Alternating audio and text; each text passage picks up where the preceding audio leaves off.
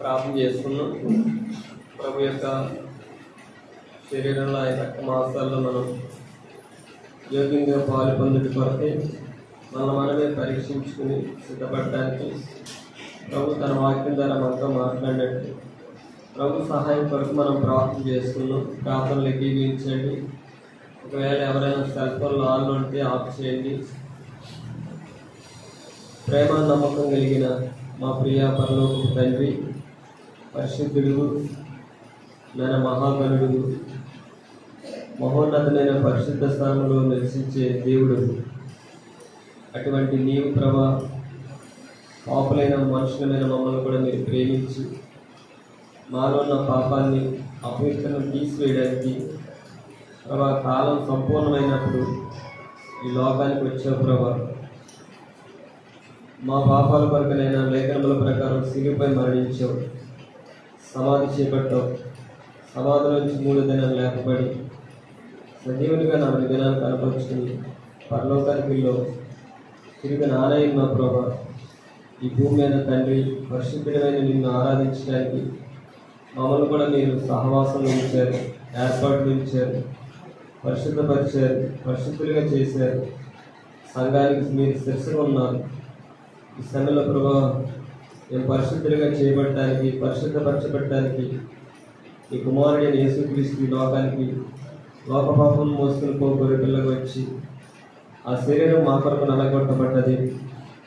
ఆ నిష్కళంకమైన రక్తము, నిర్దోషమైన రక్తం మమ్మల్ని పవిత్రపరచడానికి మా కొరకైనా నేను రక్తాన్ని చిందించావు ప్రభా. మిమ్మల్ని జ్ఞాపకం చేసుకున్నట్టుగా యోగ్యకరంగా పాల్పొందినట్లు ప్రభా నీ వాక్యం ద్వారా మమ్మల్ని దర్శించండి. మమ్మల్ని మేము పరీక్షించుకోవడానికి, సిద్ధపడడానికి, కృతజ్ఞతాపూర్వకంగా పాలు పొందడానికి మీరే మమ్మల్ని సరిచేయండి. మీ వాక్యం ద్వారా మాతో మాట్లాడండి. నేను బలహీనని నన్ను జ్ఞాపకం చేసుకోండి. మీ మైండ్ కొరకు జ్ఞాపకం చేసుకోండి. మీ సత్యం నిమిత్తమే నన్ను జ్ఞాపకం చేసుకోండి. నాకు క్షేమ అభివృద్ధి కొరకు, సమాధానం కొరకు మీ మాటలు మాకు అనుగ్రహించమని ప్రార్థన చేస్తుంది. నేను అన్ని విషయంలో నీ కృప చేత నన్ను బలపరచమని మాకు ఇచ్చిన ఈ సమయాన్ని బట్టి కృపను తెలుస్తూ ప్రభా నేను ఎవరైతే ఆరాధించారో వారందరినీ జ్ఞాపకం చేసుకోండి. మరొకసారి ఆరాధన చేయని వారిని కూడా రానున్న దినాల్లో ఆరాధన కొరకు సిద్ధపరచండి. మారు మనసు లేని వారికి మారు మనసు రక్షణ పొందడానికి కూడా మీరు సిద్ధపరచండి. ఎవరైతే ప్రభా నీ కొరకు నమ్మకంగా జీవించాలని ఆశిస్తున్నారో వారికి కూడా నీ కృపను అనుగ్రహించినది. బలహీనంగా ఉన్న వారిని స్వస్థపరచండి. అనారోగ్యంగా వచ్చిన వారిని కూడా స్వస్థపరచండి. మాకు ఇచ్చిన ఈ సమయాన్ని బట్టి కృపను చెల్లిస్తూ ప్రభా మా మధ్యన మీరు ఉండమని, మాతో ఉండమని, మాకు సహాయం చేయమని మిమ్మల్ని ఆశ్రయిస్తున్నాం ప్రభా. మా ప్రభువును రక్షకుడైన యేసుక్రీస్తు నామములో అడిగి వేడుకుంటున్నాం తండ్రి, ఆమేన్.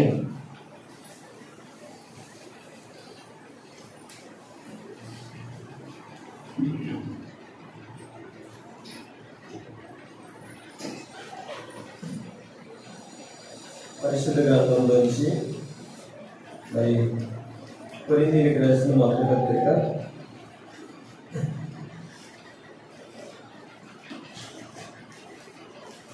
11వ అధ్యాయము కొరింథీయులకు రాసిన మొదటి పత్రిక 11వ అధ్యాయము 28వ వచనాన్ని చదువుకున్నాం. కాబట్టి ప్రతి మనుషుడు తను పరీక్షించుకున్నది అలాగే చేసి ఆ వ్యక్తికి ఆ పాత్రలను తాగవాలి. చాలండి. అలాగే ఫిలిప్పీయులకు రాసిన పత్రిక 2వ అధ్యాయము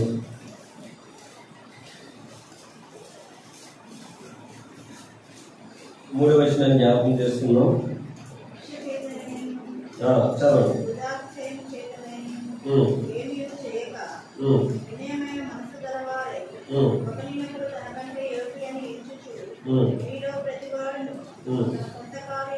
చాలా ఇక్కడ ఒక మాట ఉంది. ఇక్కడ ఏముందంటే ఫిలిప్పీయులకు రాసిన పత్రిక 2వ అధ్యాయంలో వినయమైన మనసు గలవారే ఒకరినొకడు తనకంటే యోగ్యుడిగా ఎంచుచు. అపోస్తలుడైన పౌలు గారు ఫిలిప్పీలో ఉన్న ఆ సంఘానికి రాస్తూ ఏమన్నారంటే ఇక్కడ ఒక మాట ఉంది, వినయమైన మనసు గలవారే ఒకరినొకడు తనకంటే యోగ్యుడని ఎంచుచు. మరి పత్రిక రాసిన అపోస్తలుడైన పౌలు గారు అలాగే రోమీయులకు రాసిన పత్రిక కూడా చూడండి 12వ అధ్యాయం 10వ వచనం. రోమీయులకు రాసిన చదవక 12వ అధ్యాయం 10వ వచనం.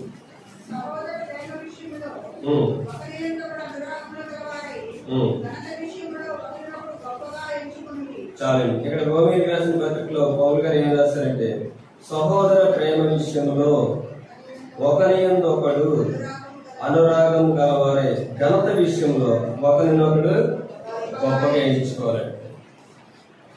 ఇక్కడ సహోదర ప్రేమ విషయంలోనేమో ఒకరియందు ఒకడు అనురాగం గలవారై ఉండాలి. రెండవది ఘనత విషయంలో ఒకరినొకడు గొప్పగా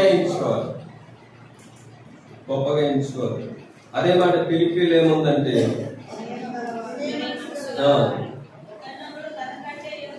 తనకంటే యోగ్యుడని ఎంచాలంటాడు. అర్థమైందండి? ఈ మందిరంలోకి వచ్చిన మనం అందరం కూడా మనుషులమే. అర్థమైందండి? ఎవరు హెచ్చు తప్పులు లేవు దేవుని దృష్టిలో. అందరూ పాపులే, అందరూ పాపం చేశారు, అందరూ అపవిత్రులే, అందరం కూడా సమానమే. అర్థమైందండి? ఎవరు హెచ్చు తప్పులు లేరు. భూమి మీద అందరం వచ్చాం. పరలోకం నుండి వచ్చింది ఎవరండి? ప్రభు వచ్చాడు. ఆయన ప్రత్యేకింపబడినవాడు, ఆయన పరిశుద్ధుడు. మనం అందరం పాపులు, అపవిత్రులు, మరణానికి పాత్రలు, శిక్షకు పాత్రలు, దైవగ్రతకు పాత్రలు. మరి ఈ సమయంలో మనం ఏం చేయాలండి? సంఘంగా వినయమైన మనసు గలవారే, ఒకరినొకడు తనకంటే యోగ్యుడని ఎంచాలి. అదండి, నాకంటే యోగ్యుడని మనం ఏం చేయాలంటే ఎంచాలి. ఏ మనసుతోటండి?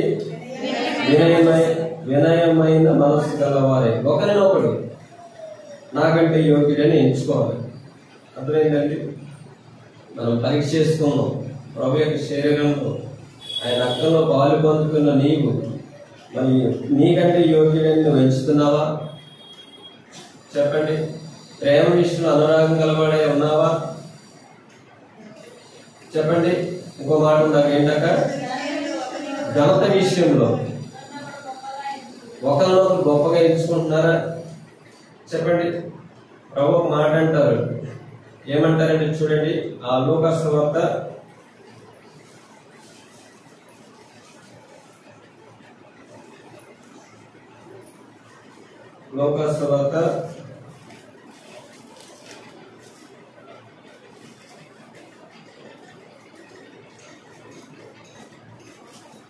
18వ అధ్యాయము 18-14 క్వశ్చన్ చదవండి. అతని కంటే ఇతడు నీతిమంతుడిగా తీర్చబడి తన ఇంటికి వెళ్ళిన నీతో చెప్తున్నాడు. తను తాను హెచ్చించుకున్నవాడు తగ్గింపబడు, తను తాను తగ్గించుకున్నవాడు హెచ్చింపబడు. చూసారండి? మనం ఒకవేళ ఎంచలేదనుకోండి, మనం హెచ్చించుకున్నాం అనుకోండి, ఆ సొంతరి ఎంత తగ్గించుకున్నాడంటే, పాపినని ఒప్పుకున్నాడు, నన్ను కరుణించమన్నాడు, తిరిగి నీతిమంతుడిగా తీర్చబడి వెళ్ళాడు. ఈ పరిసయ్యుడు వచ్చాడు కానీ ఏం చేశాడండి? హెచ్చించుకున్నాడు. ఆ సొంతరిని ఏం చేస్తున్నాడు చెప్పాలి? యోగ్యుడని ఎంచుకున్నా ఏం చేస్తున్నాడు?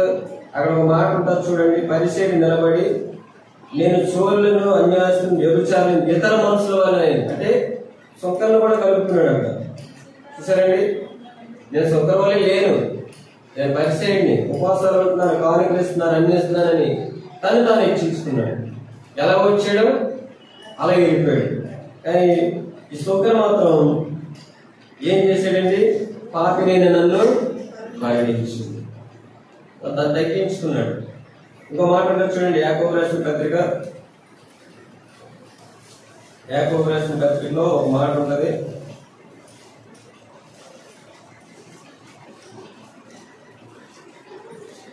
నాలుగో అధ్యాయము 10వ వచనం. ప్రభు దృష్టికి మిమ్మల్ని మీరు తగ్గించుకుని చాలండి. చూసారండి? మనుషుల దృష్టికి మనం హెచ్చించుకున్నాం అనుకో, తగ్గింపబడతాం.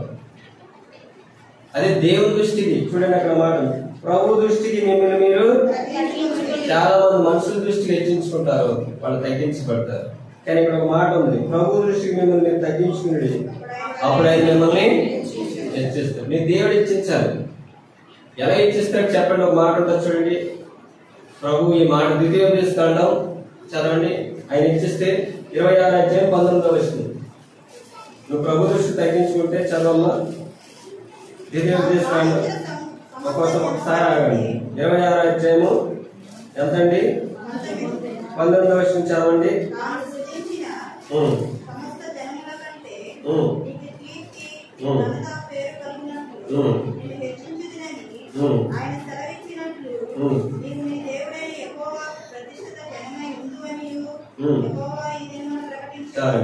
నువ్వు ప్రభు దృష్టికి తగ్గించుకుంటే ప్రభుని ఎలా ఇచ్చింటాడు అక్కడ చూడండి. తాను సృజించిన సమస్త జనముల కంటే నీకు కీర్తి ఇస్తాడంట. ఎవరు ఇస్తారండి? ప్రభు ఇస్తాడు. అక్కడ ఒక మాట ఉంది, ఘనత ఇస్తాడంట. ఇంకేమి ఇస్తాడు? పేరు కలిగినట్లు నిన్ను హెచ్చించినట్టు. అంటే అక్కడ ఏముందంటే 3 విషయాలు ఉన్నాయి. ఒకటి కీర్తి, ఘనత, పేరు. ఎప్పుడు ఇస్తాడైనా? ప్రభు దృష్టికి తగ్గించుకోవాలి, మనుషుల దృష్టికి కాదండి. ఒకవేళ మనుషుల దృష్టి కంటే మనం ఏం చేస్తామంటే హెచ్చించుకోవచ్చు, అని ప్రభుని తగ్గిస్తాడు. నువ్వు ప్రభుని బట్టి తగ్గించుకుంటే ప్రభు నీకు ఏమిస్తాడంటే కీర్తి ఇస్తాడు, ఘనత ఇస్తాడు, పేరు ఇస్తాడు. అది ఒక దినాన యోసేపుకి అంత ఘనత రావడానికి కారణం ఏంటంటే ఆయన తగ్గించుకున్నాడు. యోసేపు ఐగుప్తు దేశంలో అంత ఘనత పొందడానికి కారణం ఏంటంటే తగ్గించుకున్నాడు. మరి మనం తగ్గించుకోద్దా? పరలోకమందున్న దేవుడే, ఆ ఆకాశ మహాకాశాలు పట్టజాలని దేవుడే, సమస్తాన్ని కలిగజేసిన దేవుడు, పరిశుద్ధుడు. ఆయనే తాను తగ్గించుకున్నాడని ఫిలిప్పీయులకు రాసిన పత్రికలో ఉంటది. నీ దేవుడు, నా దేవుడు, మనం సృష్టించిన దేవుడు, మనం పరిశుద్ధపరిచి పరిశుద్ధులుగా చేసిన దేవుడే తగ్గించుకుంటే మనం తగ్గించుకోవద్దా? చెప్పండి. ఒక విషయం జ్ఞాపకం చేసుకోండి, నువ్వు తగ్గించుకుంటే ప్రభు నిన్ను హెచ్చిస్తాడు. నువ్వు హెచ్చించుకుంటే ప్రభు నిన్ను ఏం చేస్తాడు? తగ్గిస్తాడు. నూతన సంవత్సరంలో రాకముందు ప్రభు దృష్టిని నువ్వు తగ్గించుకుని జీవించు, ప్రభు నిన్ను హెచ్చిస్తాడు. దావీదుని ఎవరు హెచ్చించారండి? తండ్రి హెచ్చించలా, అన్నదమ్ములు హెచ్చించలా, సౌలు హెచ్చించలా, దేవుడు హెచ్చించాడు. ఆయన ఒక మాట అంటాడు, నా కుటుంబము ఏ పాటిది, నేను ఎంతటి వాడును అన్నాడు. నా కుటుంబం ఏ పాటిది, నేను ఎంతటి వాడిని. సరేండి, తగ్గించుకున్నాడు. అందుకే అపోస్తలుడైన పౌలు ఫిలిప్పీయులకు రాసిన పత్రికలో చూడండి ఒక మాట ఉంటది, 2వ అధ్యాయం. ఆయన జీవితంలో కూడా ఆయన కూడా తగ్గించుకున్నాడు. చూడండి,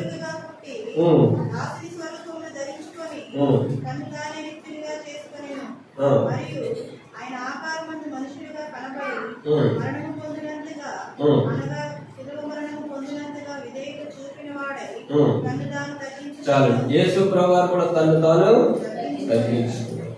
దేవుడు తగ్గించుకున్నాడు. మనం తగ్గించుకోవచ్చా? చెప్పండి. మాటల్లో తగ్గించుకోవాలి, ప్రవర్తనలో తగ్గించుకోవాలి, ఇంకేం తగ్గించుకోవాలండి? చెప్పాలి. ప్రతి విషయంలో తగ్గించుకోవాలి. ఇక్కడ ఒక మాట ఉంటుంది చూడండి, అపోస్తలుడైన పౌలు గారు ఆయన ఎలా యోగ్యుడని ఎంచాడో చూడండి. చూడండి, ఒక మాట ఉంటుంది, ఎఫెసీయులకు రాసిన పత్రిక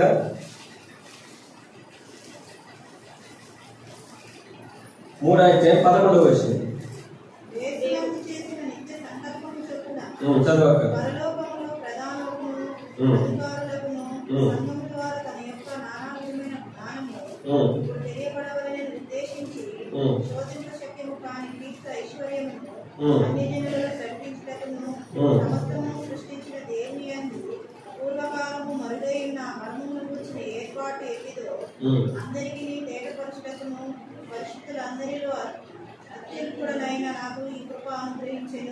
ఏమంటున్నాడంటే ఆయన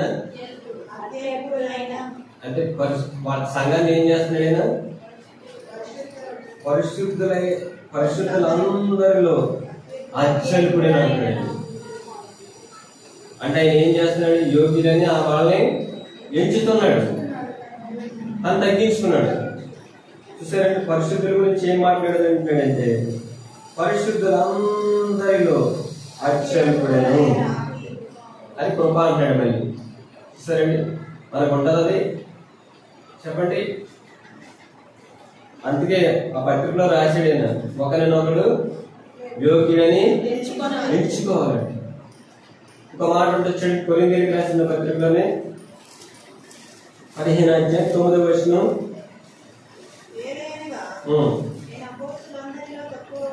చాలు, ఇంకేమన్నాడండి ఆయన? అపోస్తలులందరిలో. అంటే అపోస్తలు ఏం చేస్తున్నాడు? యోగ్యులుగా ఎంచుకున్నాడు. తను తక్కువ వాడని చెప్పుకుంటున్నాడు, అచ్చలుకుండని చెప్పుకుంటున్నాడు. మనమైతే చెప్పండి, ఇక్కడ వాక్యం చెప్తున్న వ్యక్తి కానీ కూర్చున్న మీరు కానీ ఎవరో యోగ్యులం కాదు. మన ప్రభు అప్పుడే యోగ్యుడు. అదేంటంటే ఇది కేవలం కృప. నువ్వు మందిరంలో కూర్చున్నావంటే దేవుని కృప, ప్రభుని ఆరాధిస్తున్నావంటే దేవుని కృప, ప్రభు యొక్క బల్లలో పాల్గొంటున్నావంటే దేవుని కృప. నువ్వు ఈ రోజు సజీవంగా ఉన్నావంటే అది కేవలం దేవుని కృప. నేను కాపాడుతున్నాడు ప్రభు, అది నీకు తెలియదు. ప్రభు గారిని విడిచిపెట్టాడు అనుకోండి, ఏమైపోతే ఒక మాట అంటాడు కీర్తన గారికి. చూడండి, కీర్తన గ్రంథంలో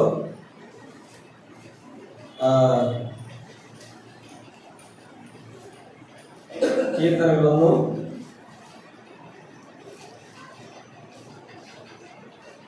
38వ అధ్యాయం 3వ వచనం. నీ కోపాగ్ని వలన ఆరోగ్యం నా శరీరము విడిచిపోయింది. చూసారండి, ప్రభు గారు కోపడ్డాడనుకో నీ దేహంలో ఉన్న ఆరోగ్యం ఏమైపోద్ది? ఆరోగ్యం వెళ్ళిపోద్ది, అనారోగ్యం వచ్చేస్తుంది. ఆయన ఆరోగ్యం ఇచ్చాడు కాబట్టి ఈ దినాన మందిరంలో నీకు నేను కూడా కనబడుతున్నాం. అదే ఆరోగ్యం విడిచి వెళ్ళిపోయింది అనుకోండి, ఎక్కడ ఉంటాం? చెప్పండి. మనకన్నా చిన్నవారు వెళ్ళిపోయారు, మనకన్నా పెద్దవారు వెళ్ళిపోయారు. మనం ఈ సంవత్సరంలో సజీవ లెక్కలో ఉన్నామంటే అది కేవలం దేవుని యొక్క మహాకృప. అది ఆనాడు అపోస్తలుడైన పౌలు తక్కువవాడు కాదు, ఆయన ఎక్కువవాడే. 14 పత్రికలు రాశాడు, అపోస్తలులందరిలో ప్రయాసపడ్డాడు. ఆయన పడిన ప్రయాస ఈ అపోస్తలు పడలేదు, కానీ అపోస్తలులందరికంటే నేను తక్కువవాడని ఒకరినొకడు యోగ్యుడని ఎంచుకోమని ఆయన రాశాడు కదా పత్రిక. ఆయనే ఎంచుకున్నాడు. అలా అర్థమైందండి. ఆయన ఇంకేం ఎంచాడో చూడండి, ఒక మాట ఉంటుంది. అదే కొరింథీయులకు రాసిన మొదటి పత్రిక 4వ అధ్యాయం 10వ వచనం. 4:10 చదవండి. 4వ అధ్యాయం 10వ వచనం. ఏమన్నాడండి ఆయన? క్రీస్తు నిమిత్తం ఆయన వెలువాడా? 14 పత్రికలు రాసిన వ్యక్తి వెలువాడా? ప్రభు గారు ప్రయాసం పడిన వ్యక్తి వెలువాడా? చెప్పండి. ఆయన 3వ ఆకాశానికి ఎక్కిపోయాడంట. ఆయన వెలువాడా? ప్రభు చూశాడు, దేవుడు చూశాడు. ఆయన వెలువాడా? కాదు. కానీ అక్కడ ఏం చేస్తాడంటే ఆ వాళ్ళని చూడండి, సంఘాన్ని ఏం చేస్తున్నాడు చూడండి. చూసారండి, సంఘాన్ని ఏమంటున్నాడైనా? మేము క్రీస్తు నిమిత్తం వెర్రివారము, మీరు క్రీస్తునందు బుద్ధిమంతులు. మేము బలహీనము, మీరు బలవంతులు. మేము గనులము, మేము ఘనహీనము. చూసారండి, ఇలా మనం ఎప్పుడైనా సంఘం గురించి నీ జీవితంలో ఒక్కరోజైనా నీ తోటి సహోదరి గురించి ఎప్పుడైనా నేను తగ్గించుకొని హెచ్చించావా? ఒకసారి ఆలోచించు, ఒక్కసారి ఆలోచించు. మరలా చెప్తున్నా, ఎప్పుడైనా నీ జీవితంలో ఒక్కసారి ఆలోచించు. పౌలు గారు అంటున్నారు ఈ మాట. ఏమని అంటున్నాడండి? మీరు బుద్ధిమంతులు, నేను ఎరువాడిని.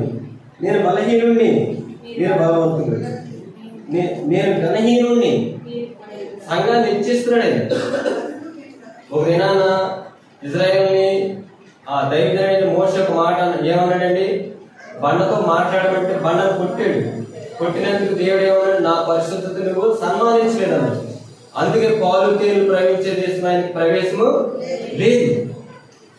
ఇది దేవుని సంఘం. ఇది మరలా మిమ్మల్ని 2 చేతులకి బతిమాలుతున్నాను. సంఘ విషయాలు మారు మనసు లేని వ్యక్తుల దగ్గర మాట్లాడకండి, మీ పిల్లల దగ్గర మాట్లాడకండి. మీ భర్తల దగ్గర మాట్లాడకండి. ఇది సంఘం. ఇది సంఘం అంటే ఒక గుడారం కాదు. దేవుడు కోరుకున్నాడు. పరిశుద్ధుడు ఈ లోకానికి వచ్చాడు. పాపిని పరిశుద్ధపరిచాడు. పరిశుద్ధపరిచిన సంఘం గురించి మారు మనసు లేని మీ భర్తల దగ్గర, మీ భార్యల దగ్గర, మీ పిల్లల దగ్గర సంఘం గురించి వ్యతిరేకంగా మాట్లాడకండి. ఇది సంఘం. ఇది ఆయన వస్తే ఎత్తబడే సంఘం. ఇది అర్థమైందండి. ఇది లోకం కాదు. అపోస్తలుడైన పౌలు చూడండి, తక్కువ వాడిని అంటున్నాడు, అచ్చలికుడిని అంటున్నాడు. ఏమన్నాడు? వెర్రివాడిని, బలహీనుడిని. దేవుడు ఒక రోజు మనం చూస్తాడు. దైవజనుడైన మోషే ఎంత గొప్పగా చేశాడు ప్రవేశించలేకపోయాడు. అర్థమైందండి. ఒకసారి ఆలోచించు. మందిరానికి వచ్చినప్పుడు మందిర విషయాలు బయటకు చెప్పకూడదు. అర్థమైందండి. నీ భర్త తప్పు చేస్తే వెనక్కి చేస్తావు, నువ్వు దాచుకుంటావు. నీ పిల్లలు చేస్తున్నారు, చెప్తావా? చెప్పు. ఇది మందిర విషయాలు బయటకు వెళ్తాయి. చెప్పండి. నువ్వు తిరిగితే మందిర విషయాలు, సేవకుల గురించి, లేకపోతే సహోదరుల గురించి. ఇదేనా? ఇందుకనే ప్రభు నేను రక్షించాడు. ఇందేనా నేను పరిశుద్ధపరిచాడు. అనాడవస్తుడైన పౌలు ఎలా జీవించాడైనా చెప్పండి. నేను ప్రభు పోలి నడుచుకున్నాను అన్నాడు. మనం ఈ లోకాన్ని విడిచిపెడితే ప్రభు దగ్గరికి వెళ్ళాలి. అది మన నిరీక్షణ, అది మన విశ్వాసం. అపోస్తలుడైన పౌలు ఇంకేమంటాడు చూడండి. ఒక మాట ఉంటుంది. కొరింథీయులకు రాసిన 2వ పత్రిక 8వ అధ్యాయం 23వ వచనం.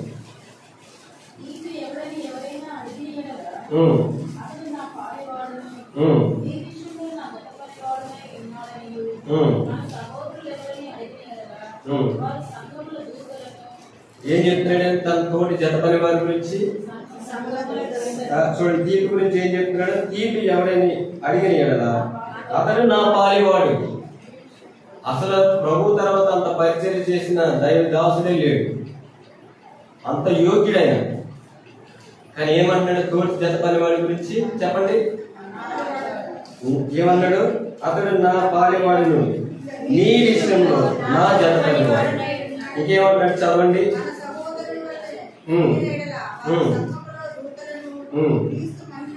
వాళ్ళు ఏమైందంటే మన సహోదరులు అడిగిన ఎడల వారు సంఘాలకు దూతలంట. కింద ఒక మాట ఉంటుంది చూడండి. కింద ఏముందంటే అపోస్తులని రాయబడ్డది. వాళ్ళ క్రీస్తుకి మహిమనై ఉన్నారంట. ఎవరు? తీతు గురించి అపోస్తలుడైన పౌలు యోగ్యుడిగా ఎంచుతున్నాడు. ఏమని ఎంచుతున్నాడండి? యోగ్యుడిగా ఎంచుతున్నాడు. నీ జీవితంలో ఎప్పుడైనా ఎంచావా? ఒకసారి ఆలోచించు. మనుషుడు ఏది విత్తుతాడో అదే పంట కోస్తాడు.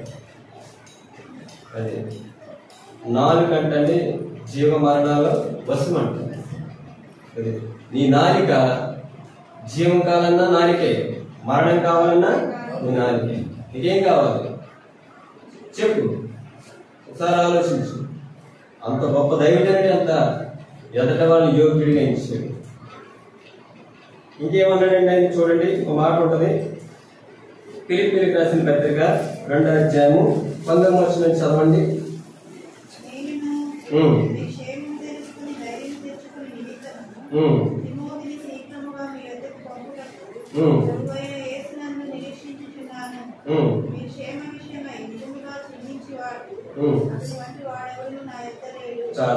ఏమంటున్నాడండి? ఎవరి గురించి చెప్తాడు?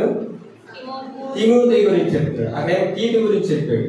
ఇక్కడ తిమోతి గురించి చెప్తాడు. ఏమని చెప్తున్నాడంటే, నేను మీ క్షేమం తెలుసుకుని ధైర్యం తెచ్చుకుని తిమోతిని శీఘ్రంగా మీ వద్దకు పంపుతాను. ప్రభు యేసునందు నిరీక్షించును మీ క్షేమం విషయమే నిజంగా చింతించేవాడు అతని కంటే వాడు నా యొక్క లేడు. యోగ్యుడని ఇస్తున్నాడు తిమోతిని, యోగ్యుడిగా ఎంచుకున్నాడు. ఇంకా కింద చదవండి.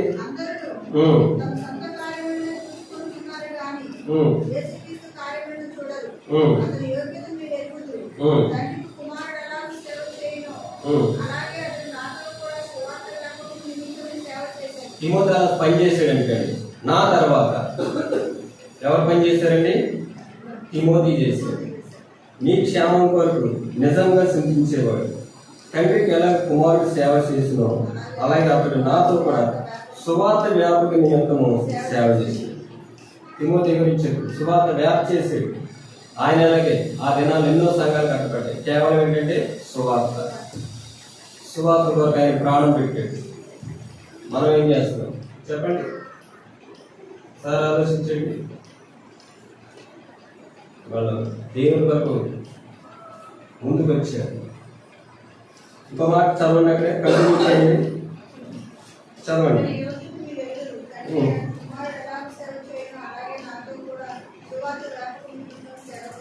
25వ వచనం చదవక, మరియు నా సహోదరులు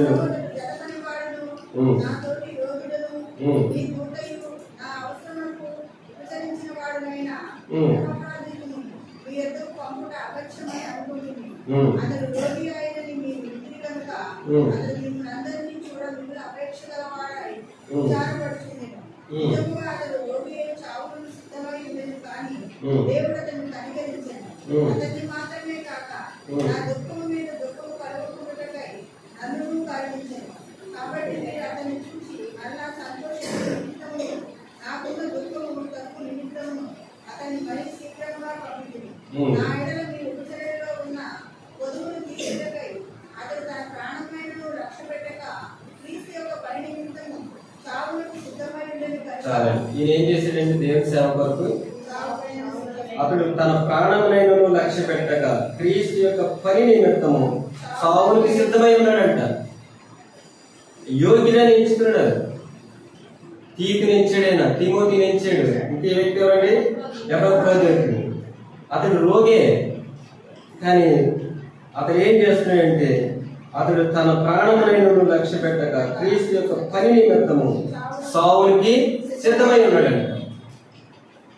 అందుకే అక్కడ ఒక మాట అంటున్నాడు ఆయన, చదవండి. పూర్ణ ఆనందంతో ప్రభువునందు అతను చేర్చుకుని అట్టి వారిని గణపరచాలంట. వారిని ఏం చేయాలండి? మనం గణపరచాలి, హెచ్చించాలి. ఎందుకంటే వాళ్ళ ప్రాణాన్ని కూడా ఇవ్వడానికి సిద్ధపడ్డారు ప్రభు పని కొరకు. మరి మనం ఏం చేస్తున్నాం చెప్పండి? రావడానికి ఆలస్యంగా వస్తాం, ఆలస్యంగా వెళ్ళిపోతాం. ఆలస్యంగా వచ్చి ఆలస్యంగా ముందుగా వెళ్ళిపోతాం. ఎప్పుడైతే విధానం సంవత్సరాలు గడిచిపోతాయి. రేపు పొద్దున ప్రభు దగ్గర నిలబడతాను, ప్రభు అడుగుతాడు, నువ్వేం సమాధానం చెప్తావు? నా పని కొరకు నువ్వేం చేస్తావు? నీకు చెప్పు. నీకు ఆరోగ్యం ఇచ్చా, సమయం ఇచ్చా, డబ్బు ఇచ్చా, పిల్లల్ని ఇచ్చా, కుటుంబం ఇచ్చా, అన్ని ఇచ్చా. నువ్వు నా కొరకు ఏం చేస్తావు? ఒక దాసుడికి దేవుడు ఏం చేశాడండి?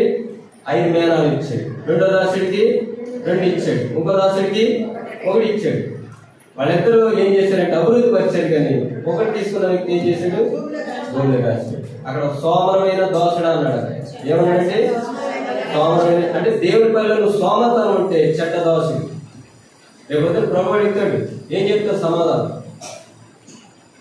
చాలా మంది యవనస్తులు వస్తున్నారు, రక్షణ లేకుండా జీవిస్తున్నారు. రాత్రికాల సమయంలో కూడా గ్లోరీ సిస్టర్ దగ్గర ఆయన ఎందుకు వచ్చాడంటే పాపులను రక్షించడానికి, నేను రక్షించడానికి వచ్చాడు నీ ప్రభు. నీ పాపాల వరకు ఉమ్మేయించుకున్నాడు, చెప్పదప్పుడు కొట్టించుకున్నాడు, అవమానం పొందాడు. ఎంత గౌరవం అయినా ఆ ఘోరమైన స్థిర మరణం పాపికి రక్షణ ఇవ్వడానికి ఆయన ఈ లోకానికి రక్షణ పెంచి ఆయన సమయము ఏం చెప్పి ప్రతిదానికి ఏముందంటే సమయం ఉంది. కాలం సంపూర్ణమైన ప్రభు వచ్చాడు. కానీ నువ్వు ప్రభుకే సమయం ఇవ్వు. నువ్వు ప్రభు సమయం ఇవ్వకపోతే ప్రభు నీకు సమయం ఇస్తాడా చెప్పండి? ప్రభు నీకు సమయం ఇచ్చాడు ఆయన వద్దకు రావడానికి. నువ్వేం చేస్తావు? ఆయనకి సమయం. పరలోక రాజ్యం సమీపించినది మారు మనసు పొందమంటే ఏం చేస్తారండి కొంతమంది? చెప్పండి. ఎంత గొప్ప రక్షణ నేను నిర్లక్ష్యం చేస్తే ఎలా తప్పు? తండ్రి నిన్ను ప్రేమించాడు, తండ్రి నిన్ను సృష్టించాడు, తండ్రి నీ కొరకు తన కుమారుని పంపించాడు. ఆయనే ప్రభు అయిన యేసుక్రీస్తు. ప్రభుకి ఇవ్వాలి మనం సమయం.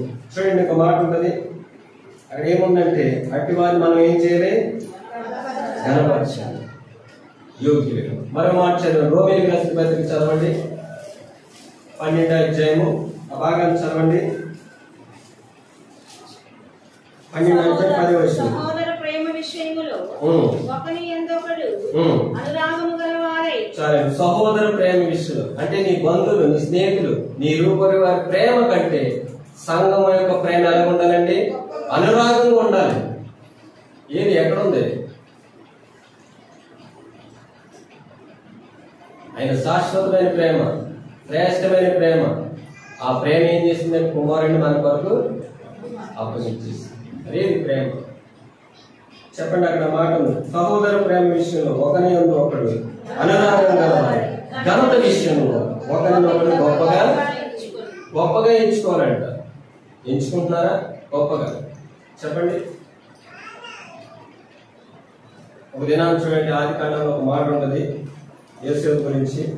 ఆది కాండము 45వ అధ్యాయము 2వ వచనం చదవండి. ఆది కాండము 45వ అధ్యాయము.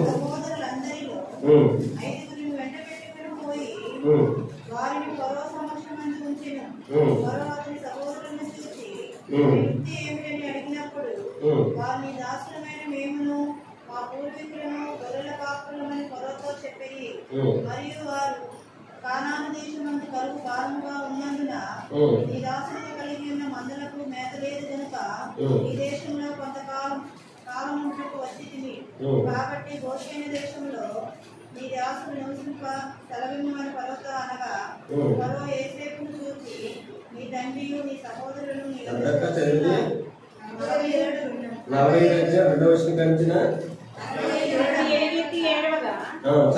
ఐగుప్తీయులను ఫరో ఇంటి వారును విని అప్పుడు యోసేపు నేను యోసేపును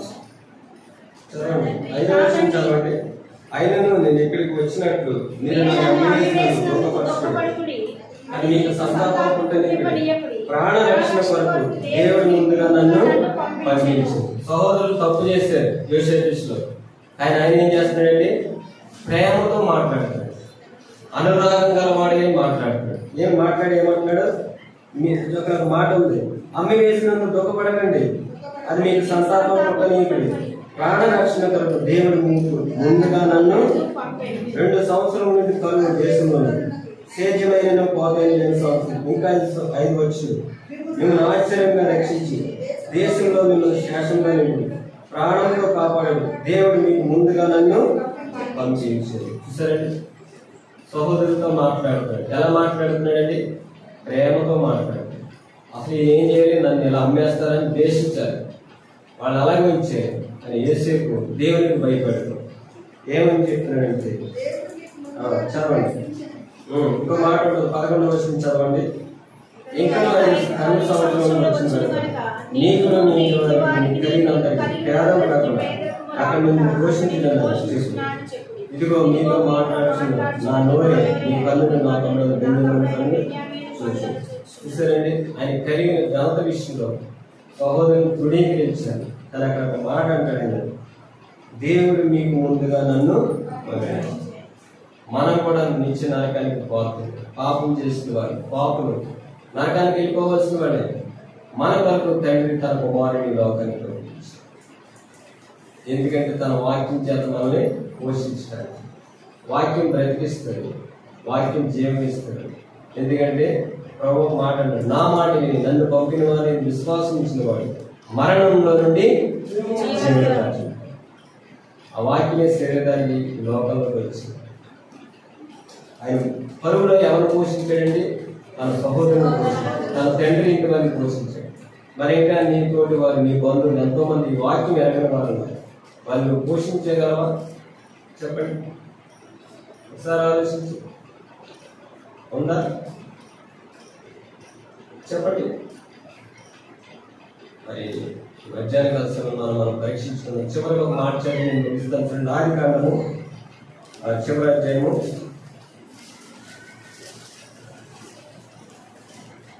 50వ అధ్యాయము 20వ వచనం కానీ 16వ వచనం కానీ చదవండి. యోసేపునకు ఇలాగు వర్తమానం పంపి, నీ తండ్రి తాను చావక మునుపు ఆజ్ఞాపించినదేమనగా, మీరు యోసేపుతో నీ సహోదరులు నీకు కీడు చేసివి కనుక దయచేసి వారి అపరాధమును వారి పాపమును క్షమించమని అతనితో చెప్పుడనెను. కాబట్టి దయచేసి నీ తండ్రి దేవుని దాసుల అపరాధమును క్షమించమని వారు యోసేపుతో ఇలాగు మాట్లాడుచుండగా అతడు ఏడ్చెను. మరియు అతని సహోదరులు పోయి అతని ఎదుట సాగిలపడి ఇదిగో మేము నీకు దాసులమని చెప్పగా యోసేపు భయపడకుడి, నేను దేవుని స్థానమందున్నానా? మీరు నాకు కీడు చేయను ఉద్దేశించితిరి గాని నేటి దినమున జరుగుచున్నట్లు అనగా బహు ప్రజలను బ్రతికించున్నట్లుగా అది మేలుకే దేవుడు ఉద్దేశించెను. కాబట్టి భయపడకుడి, నేను మిమ్మును మీ పిల్లలను పోషించదునని చెప్పి వారిని ఆదరించి వారితో ప్రీతిగా మాట్లాడెను. చాలా చూసారండి, యేసుకు ఉన్న ప్రేమ, ఆదరించే మనసు, ఆ మేలుకరమైన మనసు ఏమంటాడంటే, నేను మిమ్మల్ని మీ పిల్లల్ని ఆదరించి వారితో ప్రీతిగా మాట్లాడు. అక్కడ ఒక మాట ఉన్నాడు, ఇదిగో మేము నీకు దోసలు అన్నప్పుడు యేసేపు ఏం చెప్పాడు? భయపడకుడి, నేను దేవుని స్థానం అందున్నాను. చూసారండి, తను తగ్గించుకుంటున్నాడు. ఏ స్థానం తగ్గించుకున్నాడు? ఐగుప్తులో తనకున్న పేరు, ఘనత, ఆ రథాల మీద ఫరో తర్వాత తనే అంత అధికారం పొందిన వ్యక్తి ఏమంటాడంటే, భయపడకుడి, నేను దేవుని స్థానం అందుకున్నాను. చూసారండి, మరి మనం ఏం చేస్తున్నాం? సహోదరుల ప్రేమ విషయంలో అనురాగం గలవారిని యోగ్యంగా ఎంచుకుంటున్నామా? చెప్పండి. ఏముంది మనకి ఈ లోకంలో? చెప్పండి. ఎన్ని లక్షలు సంపాదించినా, ఎన్ని స్థలాలు సంపాదించినా, ఎంత విజయవంతుడైనా, జస్ట్ ప్రాణం పోయింది అనుకోండి, ఏం పట్టుకెళ్తాం? ఎందుకు ఇచ్చింది? దేవాది దేవుడే తగ్గించుకున్నాడు కదా. నీవు నేను తగ్గించుకోతే ఇతరుల యోగ్యంగా మనం ఏం చేయాలండి? అంచాలి. ఒకసారి ఆలోచించండి, మనం పరీక్షించుకుందాం. ప్రభు యొక్క బలలో పాల్పడతాం. ఎవరికి వారే దేవుని వాక్యం ద్వారా ఎవరికి వారే పరీక్షించుకోండి. నా జీవితాలు ఎలా ఉంది? ఇది దేవుని వాక్యం. నా మట్టుకు నేను, మీ మట్టుకు మీరు, ఎవరి మట్టు వారే. మరి ఎన్నో లేఖనాలు బట్టి ఆనాడు అపుస్తలుడైన పౌలు గారు, నేను తక్కువ వాడిని, అచ్చలుకుని, ఇంకేమన్నాడండి? ఘనహీనుండి, బలహీనుండి. ఎంత తగ్గించుకున్నాడు ఆయన? తిమోతిని, తీతుని, ఎపఫ్రొదితుని అలా యోగ్యులని ఎంచాడు. మరి నా జీవితాలు ఎలా ఉన్నాయి? ఒకసారి పరీక్షించుకుందాం. మరి యోగ్యకరంగా పాల్గొందాం. అటువంటి గొప్ప దేవుడు అనుగ్రహించుగాక. ఆమేన్.